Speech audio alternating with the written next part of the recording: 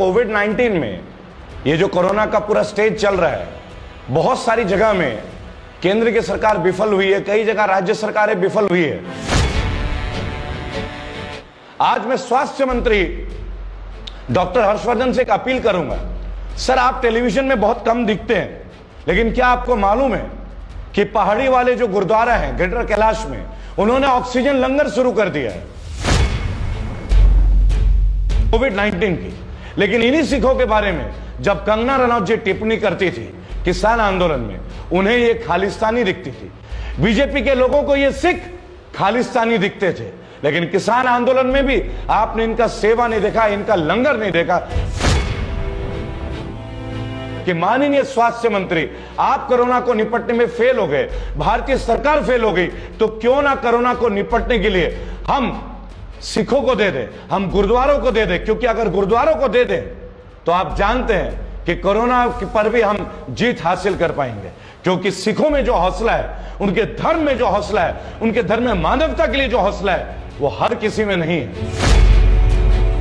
जय हिंद, जय भारत। मैं रेबल सदानंद पति, वाहे गुरु दा खालसा, वाहे गुरु दी फतेह। इन पंक्तियों के साथ आज मैं कुछ कहना चाहता हूं आप सभी को, और विशेष तौर पे माननीय प्रधानमंत्री आपके लिए और स्वास्थ्य मंत्री हर्षवर्धन जी, ये निवेदन करना चाहूंगा।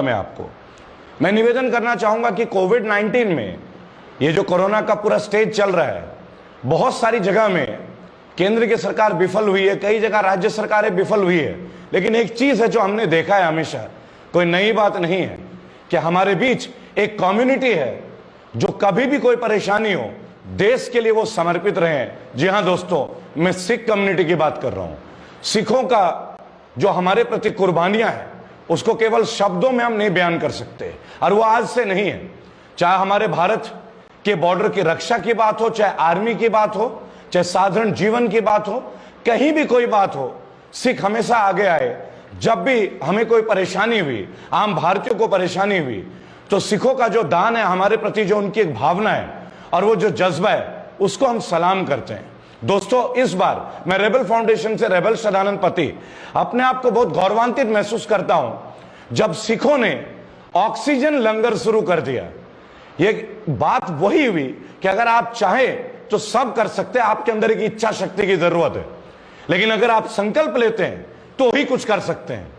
और हमारे सिखों की जो पूरी इतिहास है, अगर आप पढ़ें तो पूरा इतिहास में कुर्बानियां ही कुर्बानियां हैं। चाहे गुरु गोविंद सिंह हो, गुरु नानक देव हो, गुरु तेग बहादुर सिंह हो, जितने भी लोग हैं, जितने भी गुरु रहे, सबने कुर्बानियां दी हैं अपने लोगों के लिए, अपने कौम के लिए, अपने मुल्क के लिए, अपने देश के लिए। आज मैं स्वास्थ्य मंत्री डॉक्टर हर्षवर्धन से एक अपील करूंगा। सर, आप टेलीविजन में बहुत कम दिखते हैं, लेकिन क्या आपको मालूम है कि पहाड़ी वाले जो गुरुद्वारा हैं गिरधर कैलाश में, उन्होंने ऑक्सीजन लंगर शुरू कर दिया है, निःशुल्क किया है। आम साधारण भारतीयों के लिए क्या है, दिल्ली में, और कोई एक जगह में नहीं किया, 4-4 स्थानों में। सिखों की जो गुरुद्वारा प्रबंधक कमेटी है, आपको मैं नतमस्तक होकर सैल्यूट करता हूं। मैं सैल्यूट करता हूं आपके जज्बे को, सलाम करता हूं मैं आपके हौसले को। आपके अंदर जो ये कुर्बानी का जज्बा है लोगों के लिए, ये हर किसी में नहीं हो सकता। मैं चाहूं तो भी एक सिख नहीं बन सकता, लेकिन मैं आपसे बहुत प्रेरित हूं, और लाखों करोड़ों भारतीय और विदेशी प्रेरित हैं आपके कर्तव्य निष्ठा को लेकर। जब मैं बहुत छोटा था तो मेरे पिता बोलते थे कि ये जो सिख है, ये जो पंजाबी कौम है, ये कभी भीख नहीं मांगते, ये अपना हाथ ऐसे नहीं रखते, कभी ये कर्म करते हैं, सड़क साफ करेंगे, मेहनत करेंगे, झाड़ू पोछा करेंगे, पर कभी भीख नहीं मांगेंगे। और आज उसका नतीजा देखिए, विश्व के बड़े बड़े देशों में सिखों का डंका बज रहा है आज। लेकिन आज बात करेंगे कोरोना की, कोविड 19 की। लेकिन इन्हीं सिखों के बारे में जब कंगना रनौत जी टिप्पणी करती थी किसान आंदोलन में, उन्हें ये खालिस्तानी दिखती थी। बीजेपी के लोगों को ये सिख खालिस्तानी दिखते थे, लेकिन किसान आंदोलन में भी आपने इनका सेवा नहीं देखा, इनका लंगर नहीं देखा।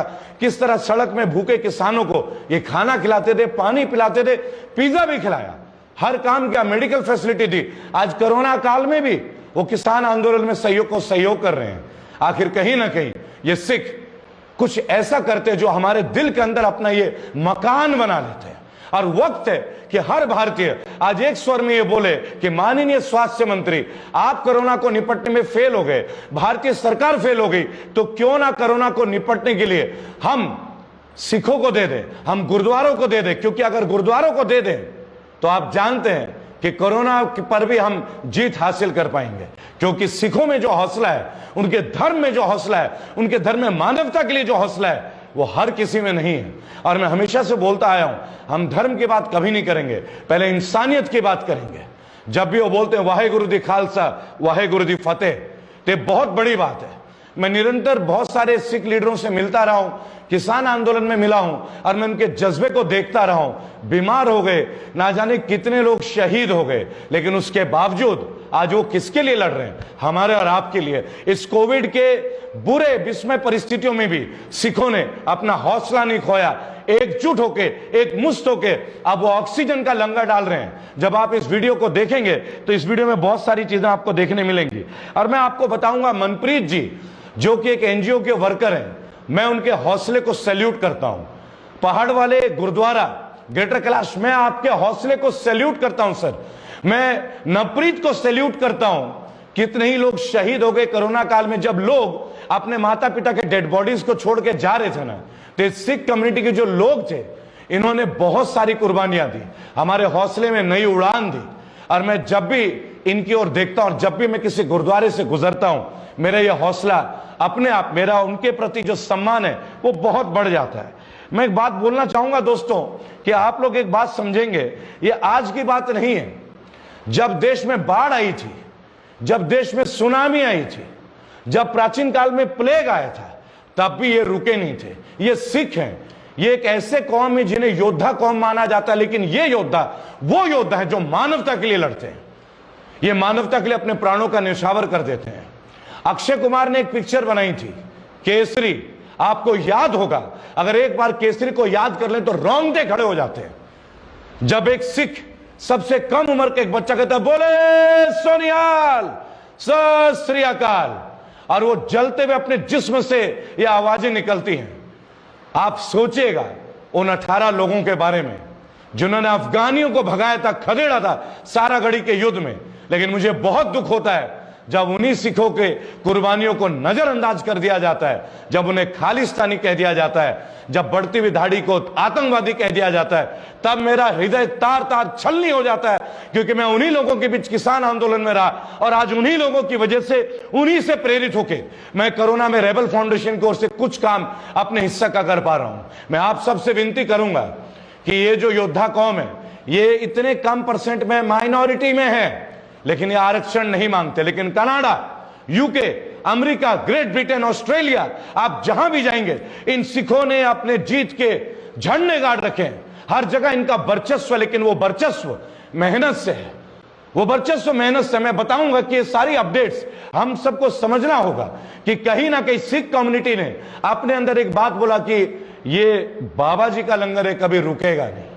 कितनी बड़ी बात है। जो गुरुद्वारे में आएगा वो प्रसाद लेके जाएगा, वो भोजन करके जाएगा, वो खाली पेट, वो भूखा पेट नहीं सोएगा। जी हां दोस्तों, बहुत सारे लोग गुरुद्वारे में आज भी रोज अपनी जीविका जिनके पास है वो जाके खाना खाते हैं। क्यों? सब गुरु जी का है।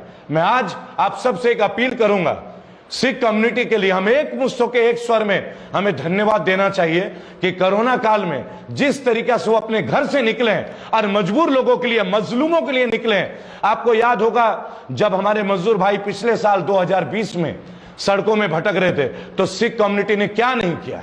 मुझे बड़ा गर्व महसूस होता है जब मैं अपने साथ अपने मित्रों को देखता हूं। सरदार रविंदर सिंह जमशेदपुर टाटानगर से, जो मेरे प्रमुख मित्रों में से, बेस्ट फ्रेंड्स में से, जब मैं उन्हें देखता हूं कि वो अपने लेबरों को कितने प्रेम से देखते हैं, किस तरीके से वो सेवा करते हैं, मेरा हौसला, मेरी हिम्मत 100 गुना बढ़ जाता है। नसों में बढ़ता हुआ खून में जोश आ जाता है, एक उबाल आ जाता है। तब लगता है कि भगत सिंह कैसे हंसते हंसते फांसी में चढ़े थे।